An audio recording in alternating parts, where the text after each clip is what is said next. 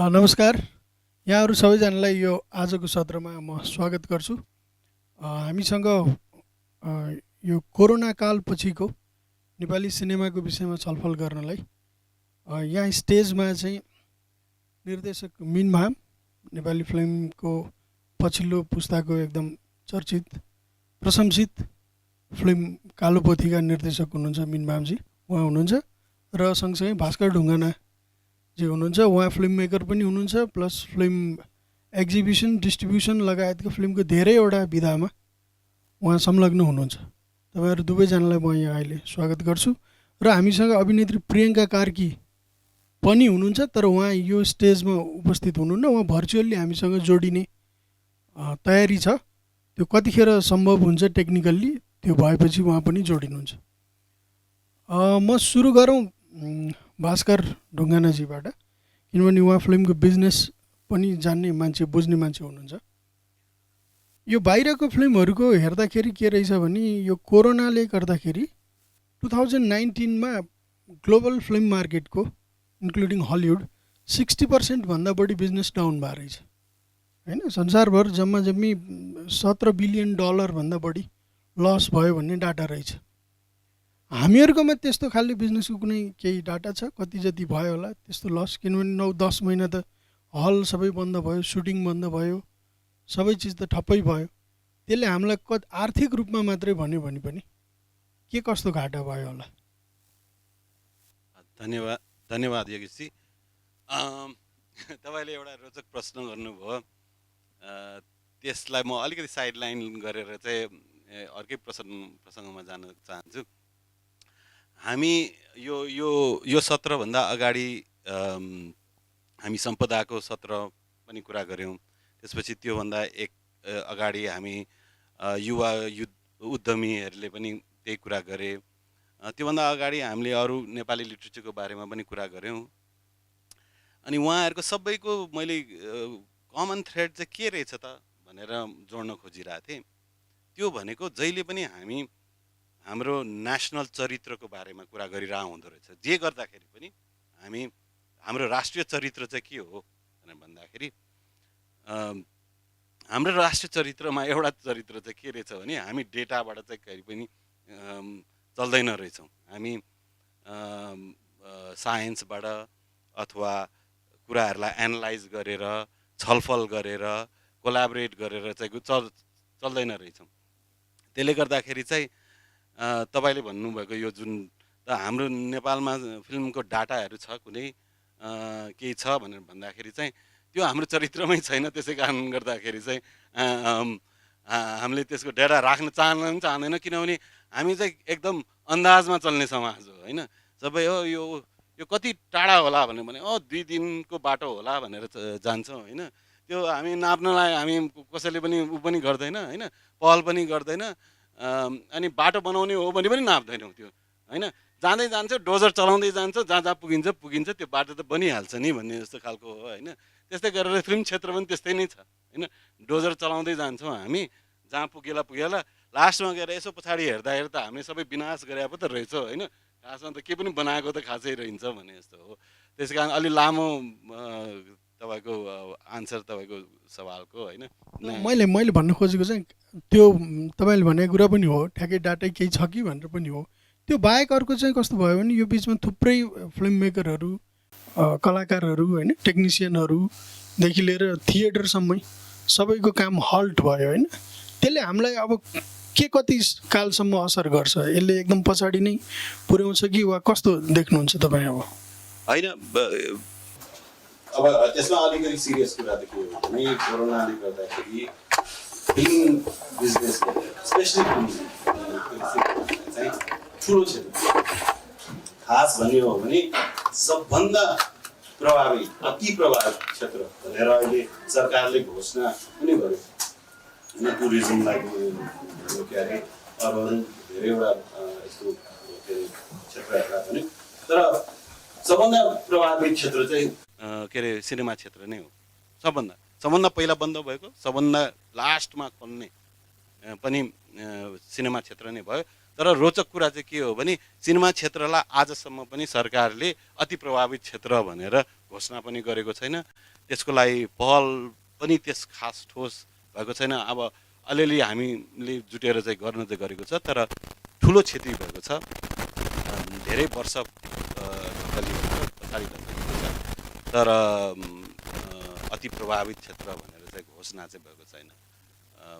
व्यापार हेर्ने हो भने त अरू ठाउँमा 60% घटेको छ होला, हाम्रोमा त 95%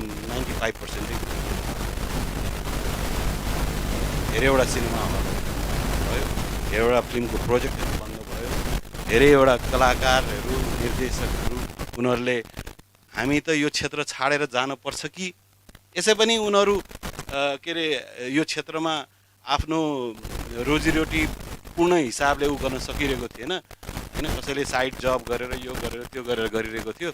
आजको दिनमा त उनीहरू त अब यो क्षेत्रमा बसेर चाहिँ खासै फाइदा चाहिँ हामीलाई होला छैन भन्ने चाहिँ भइसकेको छ। एकदम निराश छ। मेन्जीतिर आउँ, तपाईँको हिसाबले हेर्दा चाहिँ कस्तो भयो यो कोरोनाले फिल्म मेकिङलाई कसरी असर पार्यो? तपाईँको व्यक्तिगत काममा, तपाईँको व्यक्तिगत जीवनमा पनि, प्रोफेसनल लाइफमा के असर गर्यो यसले? हजुर, थ्याङ्क यू योगेशजी।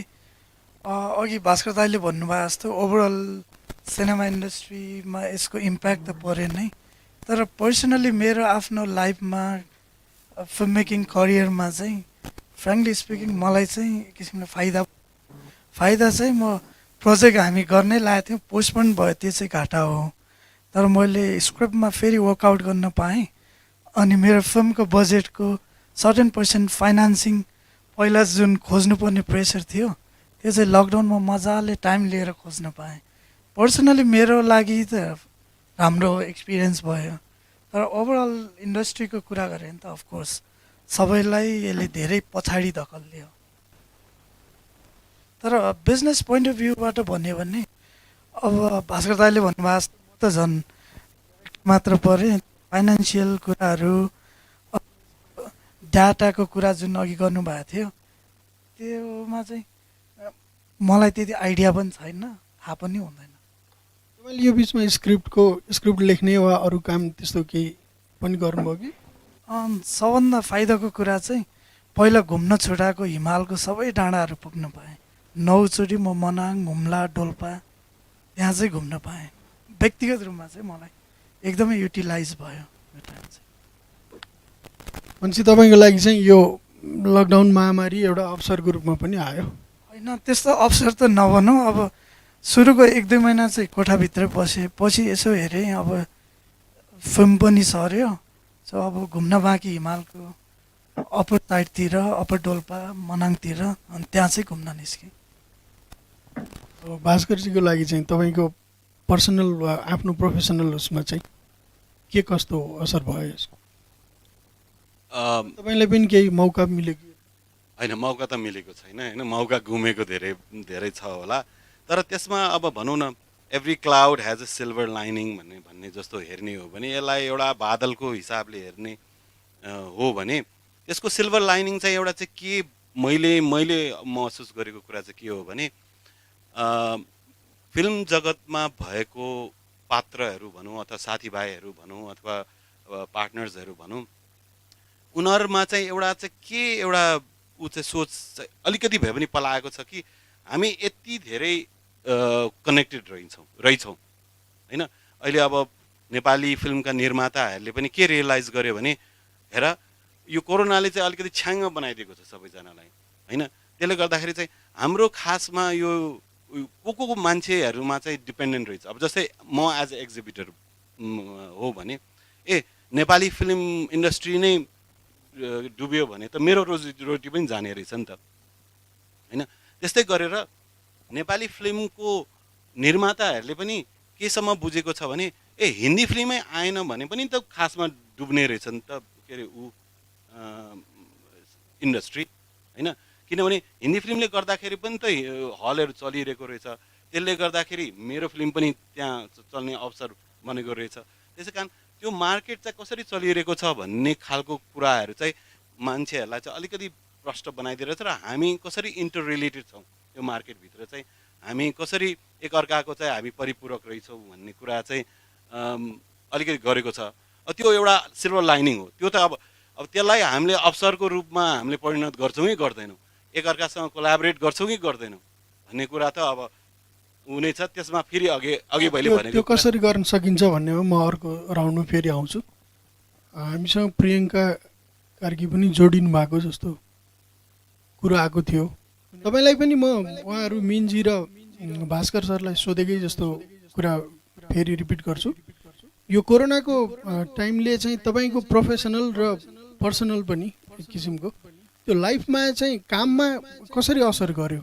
तपाईँ कुनै प्लान गरिरहनु भएको चिज रोकियो वा यसले तपाईँलाई कुनै नयाँ अवसर पो दियो कि टाइम पो दियो कि यसले कस्तो असर गर्यो? मैले भर्खरै भास्करजी र मिनजीले बोलेको पनि सुनिरहेको थिएँ म यहाँ होइन। सो म चाहिँ आई थिङ्क दुवैजनासँग रिलेट गर्न सक्छु अलिअलि वेमा। भास्कर दाईले भन्नुभएको जस्तै चाहिँ अब अभियसली पनि लाइक जुन हामीले अब हललाई लक्षित गरेर मुभिजहरू बनाइएको हुन्छ, जुन चाहिँ अब हामी सिल्भर स्क्रिन मुभिजहरू भन्छौँ, त्यो जति पनि प्लानिङ थियो या जति पनि मुभिज बन्नुपर्ने थियो त्यो सबै नै रोकियो। सो त्यो वेमा हेर्ने हो भने चाहिँ इट्स अ बिग लस र हार्डेस्ट हिट इन्डस्ट्रीको रूपमा लिनु पनि पर्छ आई थिङ्क अहिले हाम्रो नेपाली फिल्म इन्डस्ट्रीलाई, बिकज रिकभरी गर्नको लागि अझै पनि एकदम अन्यलमा छ कि although the rest of the world has picked up and सबै चिजहरू बिस्तारै नर्मल हुन थालिसकेको छ, बट स्टिल हाम्रो फिल्म इन्डस्ट्रीको हल सञ्चालनदेखि मुभिजहरू फ्लोरमा जाने मजाले लाइक बिग प्रोडक्सन्सहरू जानलाई आई थिङ्क अझै पनि टाइम लाग्छ। सो त्यो एस्पेक्टबाट चाहिँ पक्कै पनि financially it's hit a lot of people त्यो वेमा। तर मिनजीले भन्नुभएको जस्तै यो टाइमलाई चाहिँ अब कसरी मैले चाहिँ कसरी लिएँ भने अब देयर वर टु अप्सन्स क्या, या त अब ओ माई गड अब कोरोनाले बेस्कन हान्यो अब यही हो अब थन्केर बस्नु पर्यो भन्ने एउटा एस्पेक्टबाट लिन सकिन्थ्यो, अब या चाहिँ आफूसँग भएकै अभाइलेबल टाइम अभाइलेबल रिसोर्सेस या भनौँ आजकल त एभ्रिथिङ इज भेरी अब यो सोसल नेटवर्किङमा चलिरहेको डिजिटल प्लेटफर्मलाई युटिलाइज गर्न सकियो भने चाहिँ स्टिल क्रिएट थिङ्स भन्ने एस्पेक्टतिर पनि म गएँ। सो मैले चाहिँ I actually went ahead and I wrote a few scripts. एउटा मैले लकडाउनकै बिचमा त भन्दिनँ, खुलिसकेपछि चाहिँ अलिकति सानो क्रू सानो स्टोरी एकदम धेरै ट्राभल गर्न नपर्ने गरी अराउन्ड 45 मिनट्सको सर्ट फिल्म सुट पनि गरेँ मैले यो बिचमा। टाइम लिएँ लेख्नलाई त अब अलमोस्ट 7-8 मन्थ्स नै थियो हामीसँग। त्यसपछि अर्को पनि एउटा फिचर लेन्थ मुभीमा पनि काम गरेँ, लेख्न थालेँ because I had all the time to myself.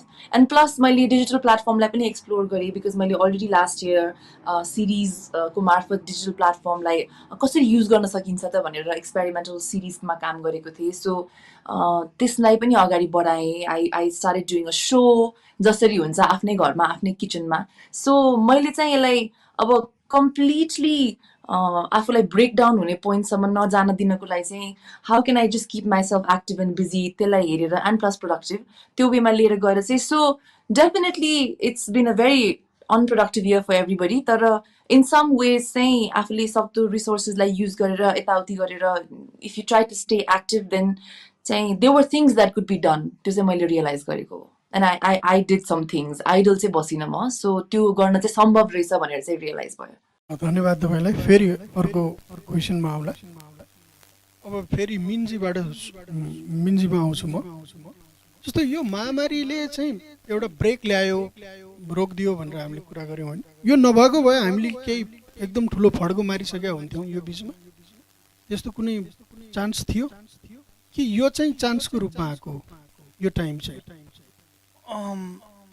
Cinema इन्डस्ट्रीले यो कोभिड नभएको भए व्यापार क्रमिक रूपमा त चलिरहेको थियो होला, तर नेपाली फिल्म इन्डस्ट्रीको इन्हान्स हुने कुरामा चाहिँ म त्यति छिट्टो विश्वास गर्दिनँ कि यो नभएको भए हाम्रो अर्को कुनै छलाङ्गै मारिहाल्थ्यो पनि थिएन।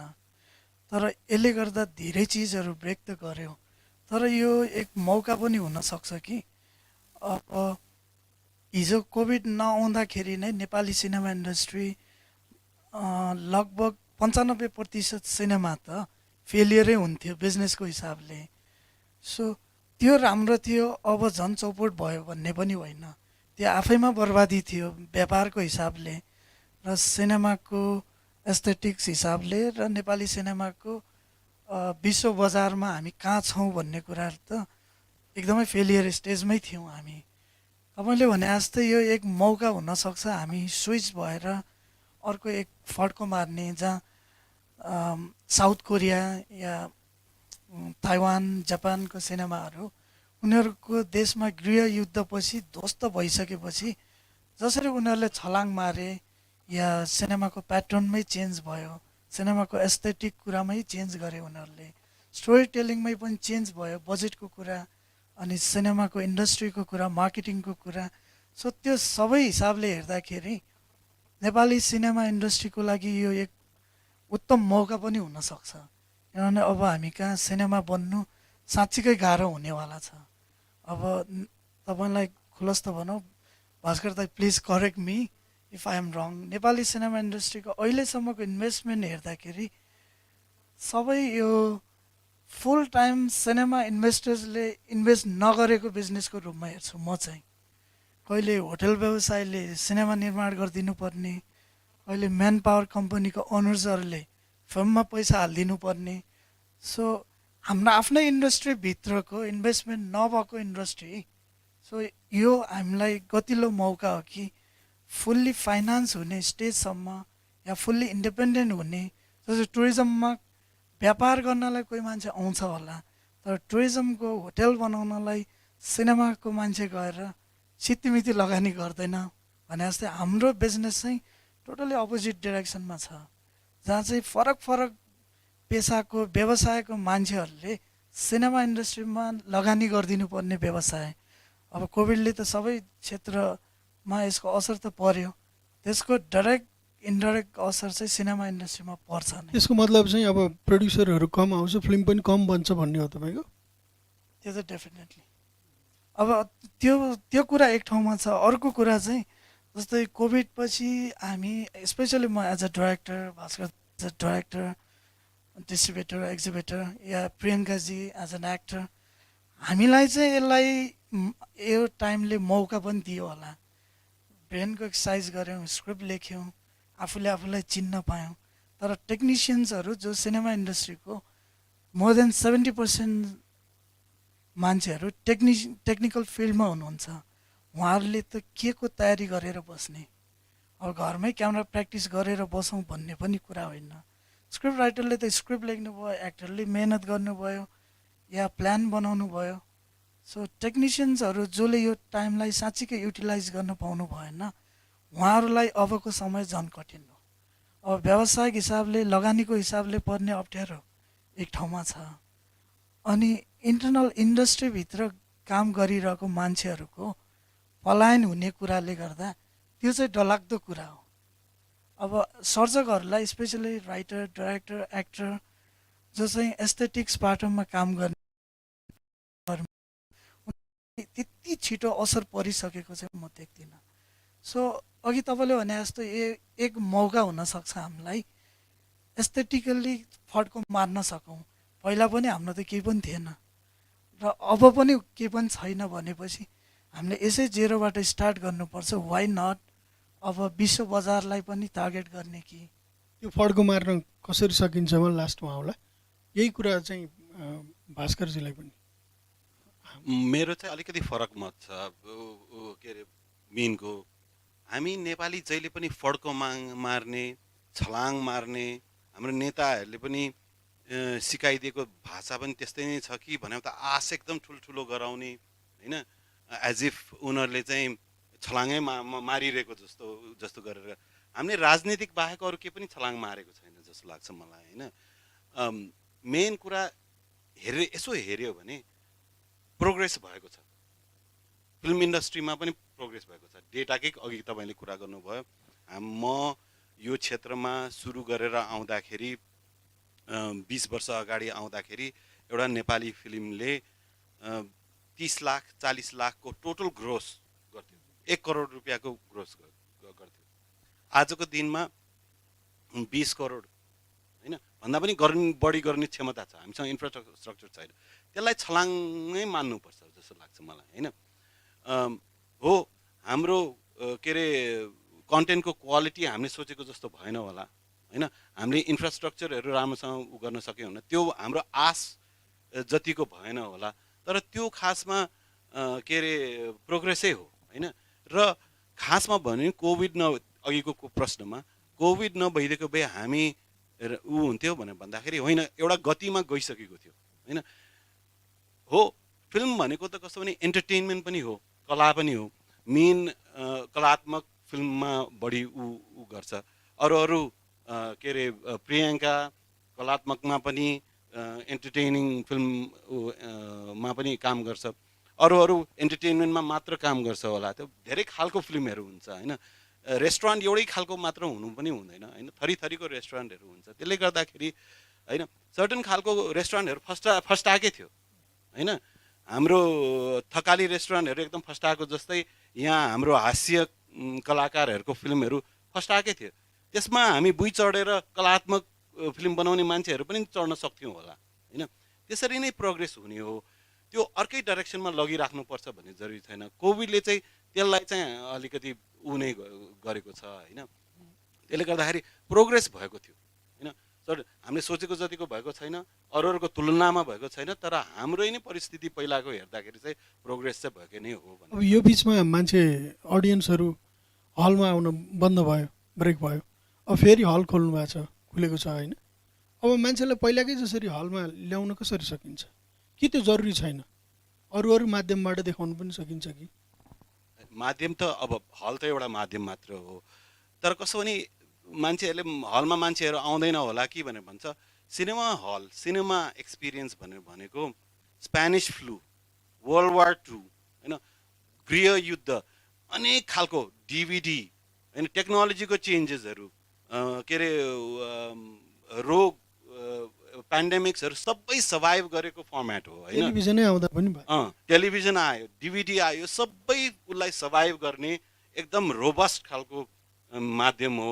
त्यसलाई यत्तिकै एउटा पेन्डेमिकले आएर हलाउन सक्छ जस्तो मलाई लाग्दैन होइन। किनभने सिनेमा भनेको एकअर्का साथीहरूसँग जाने जुन हाम्रो ह्युमन कनेक्सन छ नि, त्यो ह्युमन कनेक्सनलाई तोड्नलाई चाहिँ एउटा पेन्डेमिकले मात्र चाहिँ सक्छ। तर छ नि यो बिचमा ओटिटी प्लेटफर्महरूमा जस्तो खाले कन्टेन्टहरू आइरहेछ, सिरिजहरू, फिल्महरू जुन फरक टेस्टको आइरहेछ, त्यसले चाहिँ मान्छेलाई उतैतिर तान्ने पो हो कि होइन? ओटिटी प्लेटफर्मले पनि अहिले हामीले धेरैवटा स्टडीहरू हेर्दाखेरि चाहिँ ओटिटी प्लेटफर्मले सिनेमाको कम्पिटिटर पनि हो, परिपूरक पनि हो। खासमा ओटिटी प्लेटफर्महरूले सिनेमा हेर्ने कल्चर पनि बढाइरहेछ। त्यसले गर्दाखेरि हाम्रो त अहिले सिनेमा वर्ल्ड वाइड हेर्ने हो भने अलमोस्ट 8 बिलियनको पपुलेसनमा कति 100 मिलियनले मात्र सिनेमा हेर्छ नि त होइन।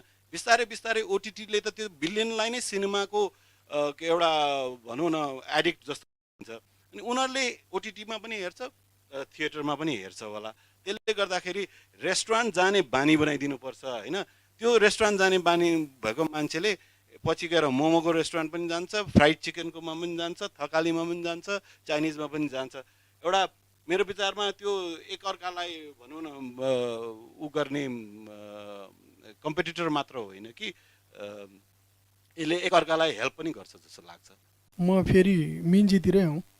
तपाईँलाई चाहिँ के लाग्छ ओटिटी प्लेटफर्ममा जुन किसिमको फिल्महरू आइरहेछ, संसारभरको फिल्महरू नेपालको अडियन्ससम्म आइरहेको छ, त्यसले अडियन्सको टेस्टलाई डेफिनेटली चेन्ज गर्ने वा इन्हान्स गर्ने काम गरेछ होइन। त्यसको फाइदा चाहिँ हामीलाई बढी फाइदा हुनसक्छ कि घाटा हुनसक्छ? अब त्यो किन सोधेको भने यदि अडियन्सको टेस्ट बढ्दा घाटा हुने त एस्थेटिकली त केही पनि छैन, त्यो फाइदाकै कुरा हो। तर तत्काल बिजनेसको हिसाबले हेर्दा चाहिँ मान्छेलाई अर्कै टेस्टमा बानी पऱ्यो भने, अघि भास्करजीले भने जस्तो थकाली खानामा मात्रै बानी पऱ्यो भने मोमो मन नपर्न सक्छ नि होइन। त्यो किसिमले त्यो टेस्टमै एकदम डिफ्रेन्स आउने सम्भावना छ कि छैन? त्यसले खासै त्यस्तो डिफ्रेन्स त ल्याउँदैन। अब सिनेमाको अडियन्स बढाउने कुरा त फाइदै कुरा हो। बढाएको होला कि तपाईँलाई नि लाग्छ बढाएको छ भनेर? बढ्न त अफकोर्स बढ्यो होला, तर मुख्य कुरा चाहिँ के हो भने नेपालमा अभाइलेबल या नेपाली सिनेमाको कन्टेन्ट जाने ओटिटी प्लेटफर्मले हामीलाई पैसा रेभेन्यू दिन्छ कि दिँदैन मुख्य कुरा हो। नेपाली फिल्महरू संसारभरिको ओटिटी प्लेटफर्म जहाँ गए पनि अहिलेसम्मको मेरो आफ्नो अन्डरस्ट्यान्डिङले के भन्छ, त्योबाट हामीलाई रेभेन्यू जेनेरेट भइरहेको छैन। दृष्टिबाट त हामीले हेर्नु नै भएन। तर अहिले त यो बिचमा धेरै फिल्म मेकरले त्यो एटेम्प्ट गरिरहेको जस्तो लाग्छ। भोलि कसैको जान सक्छ कि त्यो एउटा अल्टरनेट हुन सक्छ कि? गयो जान सक्यो भने त्यसको रेभेन्यू आउने कुरा त ठिक हो, तर अहिलेसम्मको हाम्रो प्र्याक्टिसले हामी जुन जुन अनलाइन प्लेटफर्ममा सिनेमा राख्छौँ, न कसैले क्रेडिट कार्डबाट पैसा तिरेर नेपाली सिनेमा हेर्छ, सबै फ्रीको बिजनेस हो। त्यसले अडियन्स बढाउनमा मद्दत गर्ला, ठिकै छ। हामीले बनाएको सिनेमाको आउटरिच ठुलो होला, त्यो पनि फाइदाकै कुरा हो, तर अल्टिमेटली यसले रेभेन्यू जेनेरेट गर्छ कि गर्दैन, मुख्य कुरा त्यो हो जस्तो पनि लाग्छ। तर अर्को खतरा नि, यो हाइपोथेटिकल कुरा कि ओटिटी वा अरू जति पनि किसिमका फिल्महरू यो बिचमा आइरहेछन्, हाम्रो ठुलो अडियन्सले त्यो हेरिरहेछ भनेर मानिरहेछौँ हामीले, त्यो फिल्मले चाहिँ अडियन्सको टेस्ट कम्प्लिट चेन्ज गरिदिने, हामी चाहिँ पुरानै फिल्म बनाइरहने स्थिति हुनसक्छ कि सक्दैन? त्यो भयो भने चाहिँ के हुन्छ? त्यो पनि तपाईँले भनेपछि मलाई झसाङ्ग भयो, त्यो आफैमा एउटा खतरा हुनसक्छ। तर अहिले व्यक्तिगत रूपमा मेरो आफ्नो चासो चाहिँ धेरै केमा हो भने, अब अघि भास्कर दाइले भने एउटा कुरामा चाहिँ म सहमत छु, तर सँगै एउटा अर्को कुरामा मेरो फरक मत छ। सहमत यस अर्थमा कि हामीले रेस्टुरेन्ट आउने बानी परायौँ भने भोलि त्यो मान्छेले रेस्टुरेन्टमै नआए पनि घरबाटै अनलाइन अर्डर गरेर खाइदिन सक्छ। सो बिजनेस पर्सपेक्टिभबाट त्यो राम्रो कुरा हो, तर समस्या के पनि हो भने हामीले ओटिटीको नाममा नेपाली सिनेमा सित्तैमा जहाँ चाहिँ अभाइलेबल बनाइदिन थाल्यौँ। अब त्यसको एउटा ठुलो क्षति भविष्यमा मेरो आफ्नो डर, थिएटरमा नआउने हुन् कि भन्ने पनि एउटा त्यो ठुलो डर हो। किनभने मेरो आफ्नै फिल्म पनि हुन त मैले जम्मा एउटा फिल्म बनाएको छु, धेरै साथीभाइहरूले सोध्ने गर्नुहुन्छ, ए फिल्म चल्ने बेला थाहा भएन युट्युबमा कहिले आउँछ। अनि त्यो चाहिँ हामी फ्रीको बिजनेस आर्टलाई नेपाली सिनेमा जहिले पनि अब युट्युबको केही रकम जुन चाहिँ टोटल इन्भेस्टमेन्टको 10% पनि हुँदैन अहिलेको बुझाइअनुसार, त्यति पैसाको भरमा हामीले युट्युबमा सधैँ नेपाली सिनेमा सित्तैमा राख्दै गयौँ भने थिएटरमा आउने मान्छेमा कमी चाहिँ पक्कै हुनसक्छ। स्पेसली अब अघि भास्कर दाइले भन्नुभएको जस्तो फ्यामिलीको रियुनियन ग्यादरिङ, साथीभाइ जाने, त्यो प्रपोजले थिएटर आउनु एउटा कुरा हो। जसरी अब त्यो म ठुलो आशा त राख्दिनँ, तर संसारको धेरै देश जहाँ चाहिँ आइडियल सिनेमाको लागि आइडियल भनेर हामी मान्छौँ, युरोपियन देशमा त्यहाँ थिएटर आउने बाई कल्चर स्कुलिङै त्यो भएर आउने र लहरमा साथीभाइसँग मासमा आउने चिजले एउटाले व्यापारलाई निर्देशित गर्छ, त्यो लहरमा आउने भिडले। तर सँगै के पनि हो भने सिनेमा जाने कल्चर, ओपेरा जाने अहिले पनि युरोपमा या थिएटर आउने त्यो कल्चर डेभलप भयो भने त्यसको एस्थेटिक इन्हान्स पनि होला र हामी जस्तो फिल्म मेकरहरूलाई त्यो एक खालको च्यालेन्ज पनि हुन्छ हामीलाई, खालि इन्टरटेनमेन्ट मात्र होइन। तर यति भन्दै गर्दा म केमा चाहिँ सहमत छु भने, म या मेरो अरू धेरै साथीभाइहरू जो युवा पुस्ता अहिले सिनेमामा आउँदैछ, उनीहरूको एउटा ठुलो आक्रोश छ, एउटा ठुलो सपना छ, आर्ट हाउस सिनेमा यो त्यो सबै गर्नलाई पनि कम्तीमा पनि मेन स्ट्रिम सिनेमा एक्जिस्ट भएको देशमा अघि दाइले भन्नुभएको जस्तो बुई चढेर या त्यो प्लेटफर्म युज गरेर त्यो मेन पावर हामीलाई पनि चाहिने नै हो।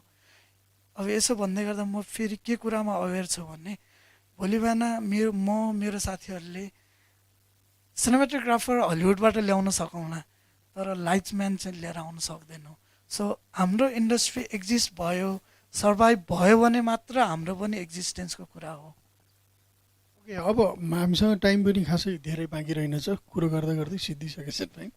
अब अर्को पार्टमा जाउँ कि यो एउटा अवसर पनि हुनसक्छ भन्ने नि कुरा हामीले गऱ्यौँ होइन।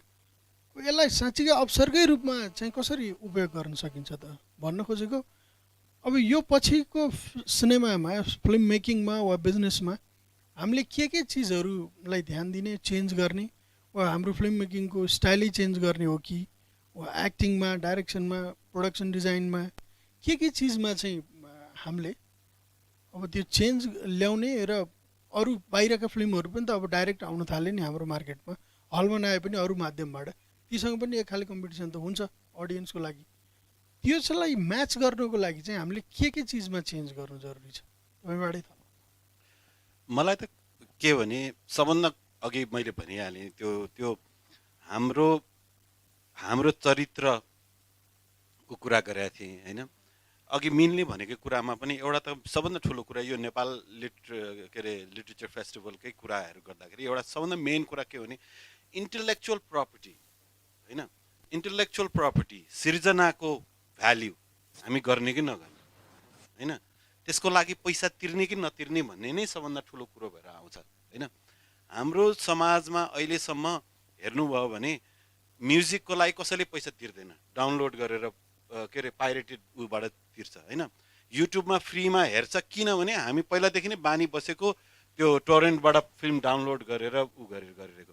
हाम्रो समाजले नै यो सृजना हो, यो आर्टिस्टिक कुरा हो, यो चाहिँ भ्यालुएबल कुरा हो, यो सित्तैमा दिने कुराको होइन होइन। स्कुलको बालबच्चादेखि बाउ आमाहरूले नै सिकाउँदैन त्यो कुराहरूलाई। कोही लेखकले चाहिँ खासमा राम्रो पैसा पाउनुपर्छ होइन, अथवा कला गर्ने मान्छेले चाहिँ राम्रो पाउनुपर्छ, अभिनय गर्ने मान्छेहरूले चाहिँ राम्रो पैसा पाउनुपर्छ भन्ने कुराहरू सिकाएकै छैन। डक्टर इन्जिनियर बन्यो भने चाहिँ पैसा राम्रो पाउनुपर्छ, तर कलाकार बन्यो भने चाहिँ पैसा पाउनु पर्दैन भन्ने जस्तो खालको, हिट भएपछि मात्र दिने भन्ने जस्तो खालको छ। त्यसै कारण हाम्रो समाजको सोचै बदलिनुपर्छ कि हामी चाहिँ यो कुराहरूको लागि चाहिँ हामीले पैसा तिर्नुपर्छ अनि मात्र त्यसबाट बिल्ड गर्ने हो। हाम्रो फाउन्डेसनै रङ भइरहेछ कि हामीले के अरे सृजनात्मक कुराहरूलाई चाहिँ पाइरेट गरे पनि हुन्छ, किताबहरूलाई चोरेर फोटोकपी गरेर गरे पनि हुन्छ, फिल्महरूलाई डाउनलोड गरेर लिए पनि हुन्छ। अनि त्यो गर्दाखेरि बानी बसिसक्यो कि मेनजी तपाईँको फिल्म कहिले युट्युबमा आउने, मैले त सित्तैमा हेर्नु पाउनुपर्छ होइन, तर 100 रुपियाँ तिरेर म तपाईँको फिल्म हेरिदिन्छु होइन, ताकि मेरो समाजको एउटा कलात्मक कुरालाई चाहिँ म संरक्षण गर्छु, त्यो 100 रुपियाँले मात्रै अथवा 50 रुपियाँ तिरेर भए पनि म गरिदिन्छु भन्ने कुरा चाहिँ कसैले पनि कसलाई पनि सिकाउँदैन होइन। त्यो नै एउटा सबभन्दा ठुलो हाम्रो राष्ट्रिय चरित्रको अघि मैले कुरा गरेँ होइन, चरित्रको खाडलै त्यहाँ छ होइन, त्यसलाई हामीले पुर्न सकिरहेको छैन। त्यो पुर्न चाहिँ एकदम जरुरी छ। त्यो पुर्नलाई चाहिँ हामीले अब यस्तै मान्छेलाई यो चाहिँ मैले पैसा तिरेरै हेर्नुपर्छ भन्ने लेभलमा त्यो क्वालिटी दिन नसकेको पनि हो कि यो त के भएर फ्रीमा आउँछ अनि हेरौँला भनेर बस्ने हामीले बनाइदिया हो कि हो। त्यो त कस्तो भने हाम्रो समाजमा रेगुलेटरी मान्छेहरूले क्वालिटी नपुगेको पनि होइन, खासमा भन्ने हो भने विदेशी फिल्महरू पनि पहिला हामीले यहाँ चोर्न दिएको भएर नै नेपाली फिल्म इन्डस्ट्री बिग्रेको। मैले त धेरैजनालाई भनिरहेको थिएँ होइन, बजारमा हलिउडको फिल्म 30 रुपियाँमा पाउँछ होइन, अनि किन म 200 रुपियाँ तिरेर चाहिँ नेपाली फिल्म हेर्न जाने होइन। तर खासमा त त्यो होइन नि, त्यो 30 रुपियाँमा आउने फिल्म त होइन नि, त्यो त खासमा चोरेर 30 रुपियाँमा आएको फिल्म हो नि त होइन। तर समाजले हामीले चोर्न दियौँ, सरकारले हामीले चोर्न दियौँ, किनभने त्यो विदेशीको क्षति हुन्छ नेपालीको क्षति हुँदैन भनेर दियौँ। तर खासमा त नेपालीको क्षति भइरहेको रहेछ नि त, नेपालीको सामान महँगोमा बेच्न परिरहेको रहेछ नि त होइन। यसै त हाम्रो कमजोर प्रडक्ट, त्यसमाथि पनि हामीले महँगोमा बेच्न परेको हुँदाखेरि त हामीले त त्यो there is no way we can win this war होइन। त्यसले गर्दाखेरि हो राइट प्राइसमा अरू आएको भए हामीले पनि त्यो राइट प्राइसमा बेच्न सक्थ्यौँ होला होइन। त्यस कारण यहाँ धेरै कुराहरू बिग्रिएर गएको छ। अब त्यसलाई कसरी गर्ने भन्ने कुराहरू चाहिँ त्यहाँबाट पनि सुरु हुन्छ। तर मैले भनेको चाहिँ के भने अहिले बनेको कुराहरूलाई चाहिँ बिगार्ने चाहिँ नगरौँ एटलिस्ट होइन। बनेको कुराहरू कतिवटा कुराहरू बन्न थालेको छ, बनिरहेको छ, त्यसलाई मात्र संरक्षण गर्यो भने पनि राम्रै हुन्छ होला अहिलेको लागि। हाम्रो प्रियङ्काजीसँग फेरि सम्पर्क हुन सकेन भनेर हाम्रो प्राविधिक साथीहरूले भन्नुभएको छ, त्यसको लागि हामीलाई क्षमा गर्नु होला, उहाँसँग अरू धेरै कुरा गर्न सकिएन। मिन्जीलाई नै म त्यही प्रश्न फेरि दोहोऱ्याउँछु कि हाम्रो चलिआएको जसरी फिल्म बनिरहेछ त्यो स्टाइलमा, त्यो क्राफ्टमा, त्यो स्टोरीमा वा जसरी हामीले जुन शैलीमा पछ्याइरहेछौँ त्यो तपाईँले तोड्ने प्रयास गर्नुभएको हो, अरू केही साथीहरूले पनि गरिराख्नु भएको छ। हाम्रो जुन मेन स्ट्रिम भनेर चलिरहेको छ त्यो शैलीलाई नै पछ्याइरहेर अबको कालमा चल्न सक्छ कि हामीले एकदमै धेरै चेन्ज गर्न जरुरी छ? एकैछिन यस्तो छ, मेरो आइडल सोच फरक होला, तर मैले भने पनि नभने पनि मान्नुहोस् सिनेमा इन्डस्ट्रीलाई जसलाई जे आउँछ त्यही तरिकाले अगाडि बढ्छ नै। अब यसमा मेरो आइडियल विस छुट्टै होला, त्यसरी हुनु हुँदैन पनि म भन्नुला। तपाईँको आइडियल विस चाहिँ सुनौ न। तपाईँको के छ? मेरो आइडियल विस त के हो त क्राफ्टम्यानसिपमा अझै हामीले मेहनत गर्नु पर्यो। अघि हामी सेसन सुरु हुनु अगाडि भास्कर दाइ हामी सब त्यही बारेमा कुरा गर्दै थियौँ। हामी कहाँ इन्क्लुडिङ म आफै पनि स्क्रिप्ट राइटर राम्रो नभएर स्क्रिप्ट लेख्नुपर्ने बाध्यता छ जो सबै निर्देशकलाई। अहिलेसम्म हामी कहाँ राम्रो स्क्रिप्ट राइटर पनि छैनन्। स्क्रिप्ट राइटरै नभए हो त?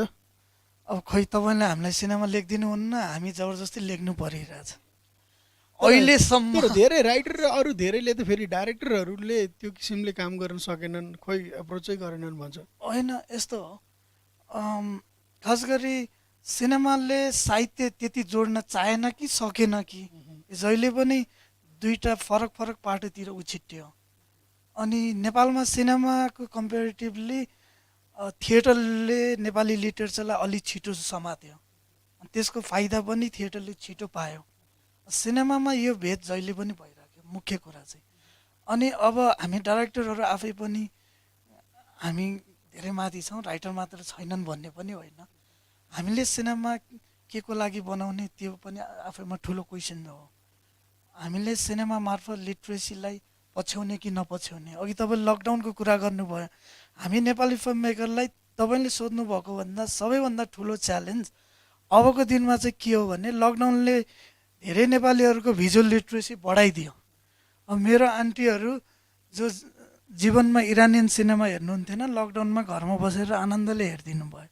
अब त्यो म आफैको लागि पनि चुनौती हो कि भिजुअल लिट्रेसी वात्तै बढेको छ, जुन फाइदा पनि हो र च्यालेन्ज पनि हो। सो हामी हर हिसाबले सुध्रिनु पर्ने या अगाडि पाइला चाल्नुपर्ने त्यो एक ठाउँमा छ। र मुख्य कुरा चाहिँ हामी कहाँ राइटिङको कुरा अनि एक्टर्सहरूको कुरा। टेक्निकली त मलाई लाग्छ हामी धेरै फड्को मारिसक्यौँ।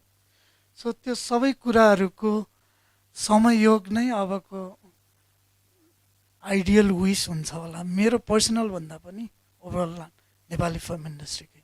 बिजनेसको हिसाबले चाहिँ के होला? अब कसरी त्यसमा पनि चेन्ज गर्नुपर्ने कुरा के छ कि वा कसरी जाला? होइन, चेन्ज यो चाहिँ अब अन्तिम प्रश्नै हुन्छ होला सायद, टाइम छैन।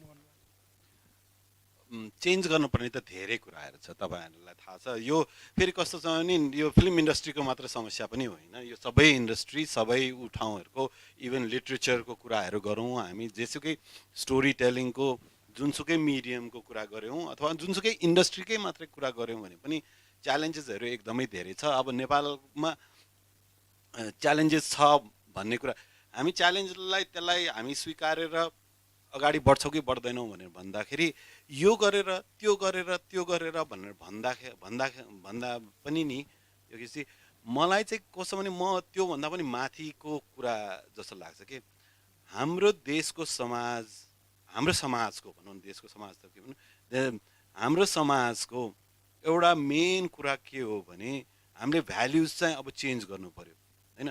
भ्याल्युज चेन्ज गर्ने भनेको कोलाबोरेसन होइन। फिल्म भनेको कोलाबोरेसन हो होइन। फिल्म इन्डस्ट्रीमा अरू देशमा राइटर्सहरूसँग होइन, टेक्निकल मान्छेहरूसँग, आर्टिस्टहरूसँग, इभन पेन्टिङदेखि लिएर सबै ऊहरूसँग, बुदाहरूसँग हामी कोलाबोरेट कसरी गर्ने। र बिजनेसमा पनि होइन, डिस्ट्रिब्युटर्सहरू, के अरे एक्जिबिटर्सहरू, प्रड्युसर्सहरू एक अर्कालाई त्यो आफ्नो त्यो आइल्यान्ड मात्र नबनाएर होइन, एउटा टापु जस्तो मात्र नबनाएर ब्रिज कसरी बनाउने त होइन। हाम्रो प्रब्लम के छ भने हाम्रो लिडरसिप, अब यही हाम्रो सङ्घ संस्थाहरू यताउतिहरू धेरैवटा छन् होइन। हामी सङ्घ संस्था बनाउनलाई त माहिर छौँ, किनभने सङ्घ संस्थाहरूको फाउन्डेसनै के छ भने उनीहरूको लिडरसिपको फाउन्डेसनै के छ भने डिभाइड गर्नेमा हो होइन, नेपालीहरूलाई डिभाइड गर्ने। हाम्रो पोलिटिकल सङ्घ संस्था भनौँ अथवा हाम्रो इन्डस्ट्रीको सङ्घ संस्थाहरू उनीहरूको चाहिँ कामै के हो भने तिमीहरू चाहिँ दुश्मन हो है है, अनि त्यसले गर्दाखेरि चाहिँ म तिमीहरूको प्रोटेक्सन हुन्छु भने। यहाँ लिडरसिप कोही पनि त्यस्तो छैन कि हामी त खासमा एकअर्काको डिपेन्डेन्ट मान्छे हौँ, हामी कोलाबोरेट गऱ्यौँ भने त धेरै नै कुरा गर्न सक्छौँ भनेर त्यसलाई कोलाबोरेसनमा लैजाने, एकअर्कासँग मिलाउने, जोड्नेतिर कोही पनि लाग्दैन होइन। फिल्म इन्डस्ट्रीमा पनि त्यही नै समस्या छ। अहिलेको लिडरसिपहरू अहिले गर्दाखेरि उनीहरू आफ्नो कुरा मात्रै स्थापित, आफ्नो कुर्सी आफ्नो पद मात्रै स्थापित गर्नु खोज्छ, तर मान्छेहरूलाई इन्डस्ट्रीलाई जोड्ने काम चाहिँ गरिरहेको छैन। त्यो मेन कुरा चाहिँ लिडरसिपको भोइड जस्तो हो। गर्ने कुराहरू त धेरै नै कुराहरू छ, तर जबसम्म त्यो लिडरसिपको ऊ हुँदैन, जोड्ने मान्छेहरू आउँदैन, तबसम्म चाहिँ च्यालेन्जेसहरू चाहिँ जहिले पनि रहिरहेको छ। हस्, हामीलाई दिएको समय सकियो। यहाँहरू दुवैजनालाई धन्यवाद। र प्राविधिक क्षमताको सीमितताको कारण प्रियङ्काजीसँग धेरै प्रश्न गर्न पाइएन। उहाँ एकैछिन मात्रै जोडिनु भयो, त्यो पछि सकिएन, त्यसको लागि हामीलाई क्षमा गर्नुहोला। र यो कार्यक्रम सुनिदिनु भएकोमा धन्यवाद। यो छलफल अझै जारी नै रहनेछ। हामीलाई बिदा दिनुहोस्। नमस्ते। Thank you.